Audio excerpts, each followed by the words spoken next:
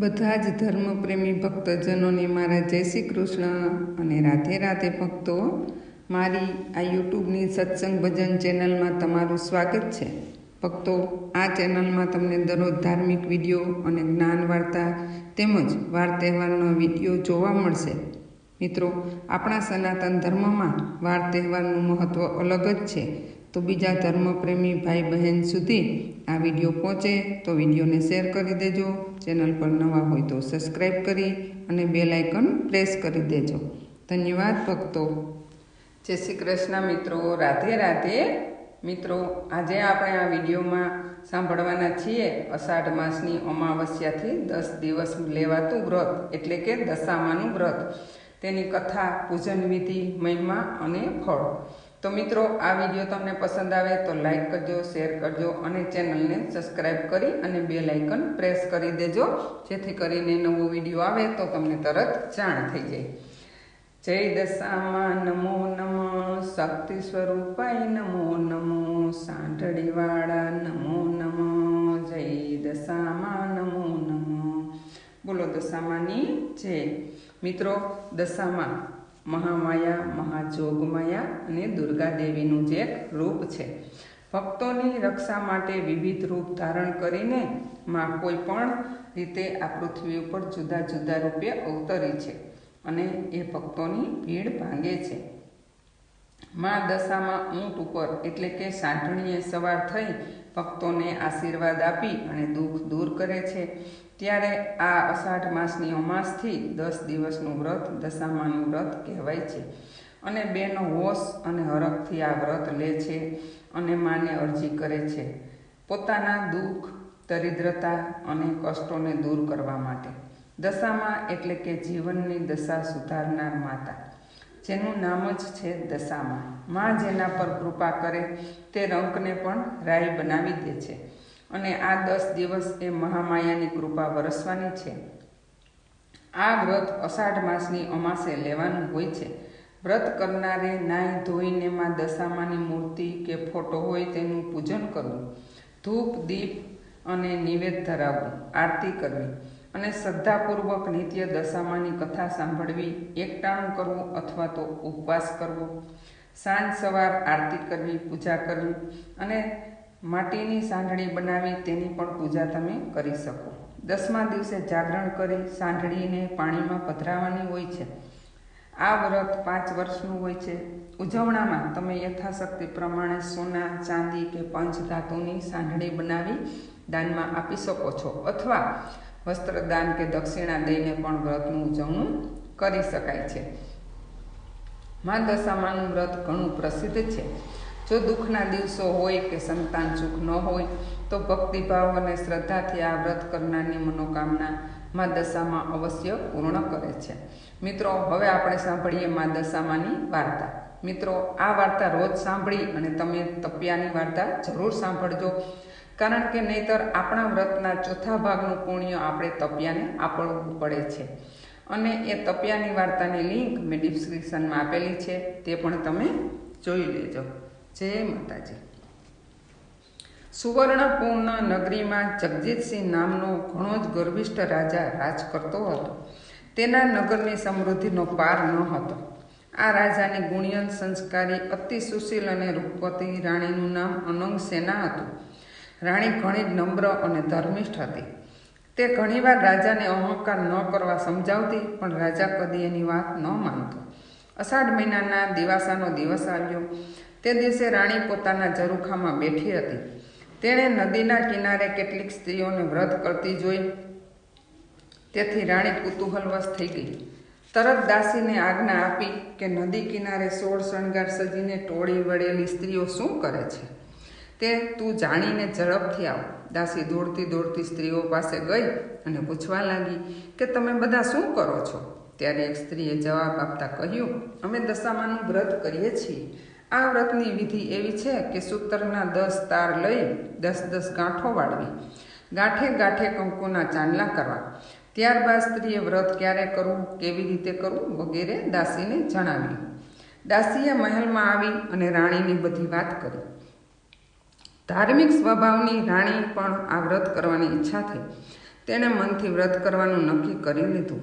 તેણે આ વાત રાજાને જણાવી તો અહંકારી રાજાએ તો ના પાડી દીધી અને કહ્યું, આ વ્રત તો ગરીબ ગુબાર કરે છે અને તારા ધણી પાસે ઘણી સાહેબી છે, ધન દોલત, નોકર ચાકર, બાગ બગીચા, રાજપાટ બધું છે.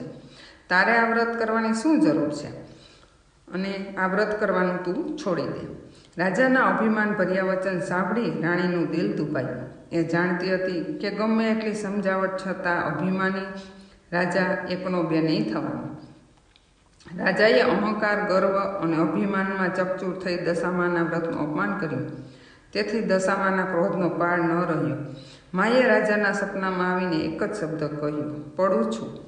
બીજા જ દિવસે પાડોશી રાજા લાવ લશ્કર સાથે ચડી આવ્યો. આવા અણધાર્યા હુમલાથી રાજા જગજીતસિંહ ગભરાયો. જીવ બચાવવા માટે રાણી અને બંને કુંવરોને લઈ જંગલના રસ્તે ભાગ્યો.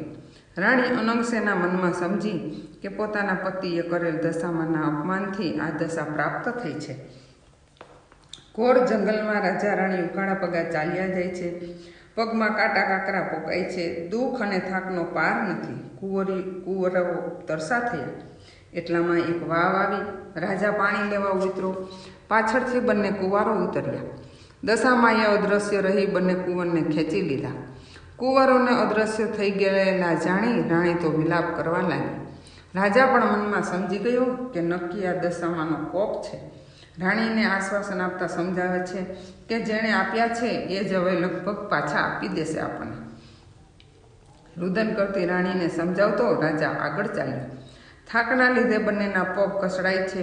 પગમાં વેઢા વેઢાના કાંટા પોકાઈ ગયા છે. તેની પીડાનો પાર નથી.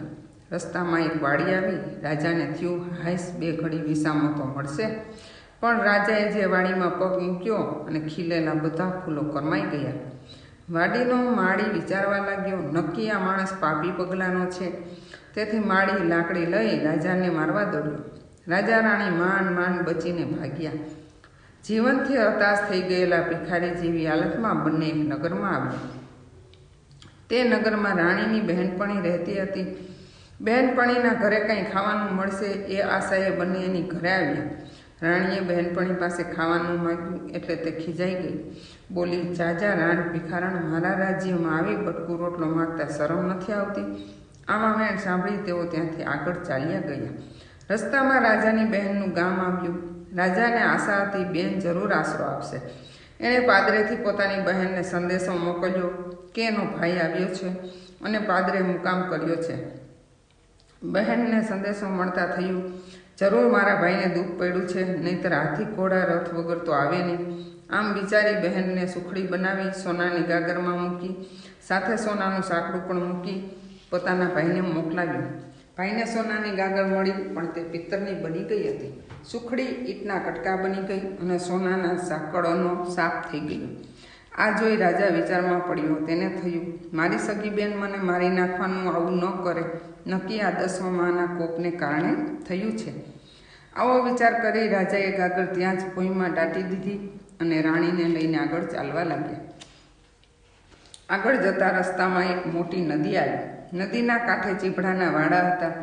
રાણીએ ખેડૂતને બે હાથ જોડી કહ્યું, ભાઈ, અમને ખૂબ ભૂખ લાગી છે, દયા કરી એક ચીભડું ખાવા આપો તો સારું. ખેડૂતને દયા આવી. એક ચીભડું તોડી રાણીને આપ્યું. રાજા રાણીને નિયમ હતો કે સૂર્યનારાયણ અસ્ત થાય પછી ખાવું નહીં. તેથી રાણીએ ચીભડું સાડલામાં સંતાડી દીધું અને સૂઈ ગયા. પૂર્વે બન્યું કે ગામના રાજાનો કુંવર 2 દિવસ પહેલાં રીસાઈને ભાગી ગયો હતો. સિપાહીઓ કુંવરની શોધમાં નીકળ્યા. શોધતા શોધતા અહીં આવી ચડ્યા. તેણે રાણીના સાડલામાં કંઈક સંતાડેલું જોયું. બહેન, તારા સાડલામાં આ શું છે? ભાઈ, આ ચીભડું છે. સૈનિકોને તેને બહાર કાઢી બતાવવા કહ્યું. રાણીએ તો સાડલામાંથી ચીભડું કાઢ્યું, પણ દશામાના કોપને કારણે ચીભડું કુંવરનું માથું બની ગયું. આથી રાજાના સિપાહીઓ ખૂબ ગુસ્સે થઈ ગયા અને બોલ્યા, તમે રાજાના કુંવરને મારી નાખ્યો છે. આમ બોલી દોરડાથી બાંધી લાતો મારતા મારતા નગરમાં લઈ ગયા. નગરના રાજાએ બધી વાત કરી. રાજાએ પોતાના કુંવરની હત્યા કરવા બદલ જગજીતસિંહજીને કાળકોટડીનો હુકમ આપી બંદીખાનામાં નાખી દીધો. રાજા વગર વાકે કેદ થયો. તેથી રાણી અનંગસેના ઉપર દુઃખનો પહાડ તૂટી પડ્યો. એ રોજ જંગલમાં જતી, લાકડાનો ભારો લાવતી અને જે પૈસા મળે એમાંથી પેટનો ખાડો પૂરતી. આમ દિવસો પર દિવસો પસાર થવા લાગ્યા. એવામાં ફરીથી અષાઢ મહિનો આવ્યો અને દિવાસાનો દિવસ આવ્યો. રાણીને થયું કે રાજાએ દશામાના વ્રતનું અપમાન કર્યું છે, તેથી અમારી દશા ફરી ગઈ છે. એટલે રાણીએ દશામાના 10 દિવસ નકોરડા ઊભા કર્યા અને ઉપવાસ કરી માટીની સાંઠળી બનાવી માની પૂજા કરી અને આદ્ર સ્વરે માની સ્તુતિ કરી. રાણીની ભક્તિ જોઈ દશામાનો કોપ શમી ગયો. માએ રાણીને આશીર્વાદ આપતા કહ્યું કે કાલે તને તારો પતિ પાછો મળશે. એ જ રાતે દશામાએ નગરના રાજાને સ્વપ્નમાં જઈ આદેશ આપ્યો કે તે નિર્દોષ માણસને કેદમાં પૂર્યો છે. તારો કુંવર તો એના મોસાળમાં લીલા લહેર કરે છે, સવારે પાછો આવી જશે. સવાર પડતા જ દશામાની કૃપાથી કુંવર પાછો આવી ગયો. રાજાએ જાતે જઈ જગજીતસિંહજીને બંદીખાનામાંથી મુક્ત કરી ક્ષમા માંગી. એટલું જ નહીં પણ ખૂબ ધન પણ આપ્યું. રાજા રાણી રથમાં બેસી સુવર્ણપુર આવવા નીકળ્યા. રસ્તામાં બહેનનું નગર આવ્યું. રાજાને પેલી ગાગર યાદ આવી. પાદરે આવી અને ખાડો ખોદીને જોયું તો ગાગરમાં સોનાની સાંકળ અને સુખડી હતી. એટલામાં બેન પણ આવી. ભાઈ ભાભીને આગ્રહ કરી પોતાના ઘેર લઈ ગઈ. રાજા રાણી 2 દિવસ ત્યાં રોકાઈ અને આગળ ચાલ્યા. રસ્તામાં રાણીની બહેનપણીનું ઘર આવ્યું. જે બહેનપણીએ પેલા જાકારો દીધો હતો તે અત્યારે ઓરડા બહાર ઊભી હતી. રાણીને ઓળખી ભેટી પડી અને બોલી, બહેન, બહુ દિવસે આવ્યા, આજે તો તમને નહીં જવા દઉં.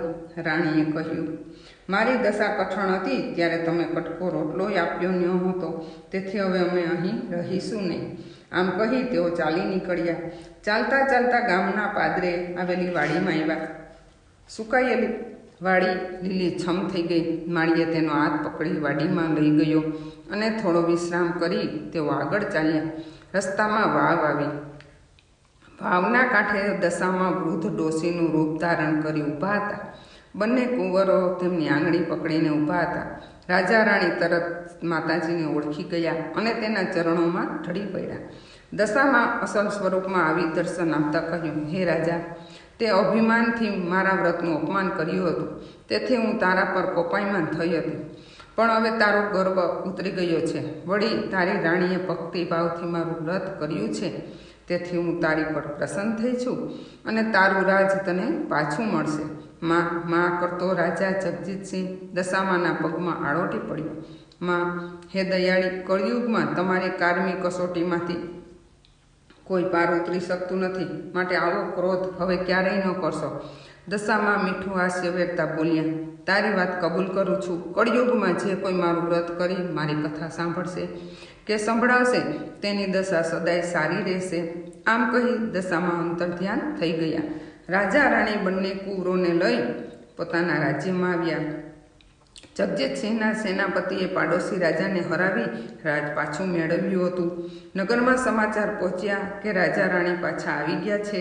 ત્યારે નગરના લોકોએ વાજતે ગાજતે સામૈયું કરી તેમને તેડી લાવ્યા. રાજા રાણી આનંદપૂર્વક દિવસો પસાર કરવા લાગ્યા. રાજા રાણીએ 5 વર્ષ સુધી દશામાનું વ્રત કર્યું અને વ્રત પૂરું થયા બાદ ઉજવણું કર્યું અને યથાશક્તિ બ્રાહ્મણોને દાન આપ્યું. હે દશામાં, જેવા તમે રાજા રાણીને ફળ્યા તેવા વ્રત કરનાર અને વાર્તા કહેનાર સાંભળનાર સૌને ફળજો. જય દશામાં. મિત્રો, ફરી મળીશું આવા નવા જ વિડીયો સાથે. ત્યાં સુધી તમને મારા જય શ્રી કૃષ્ણ. રાધે રાધે. જય માતાજી.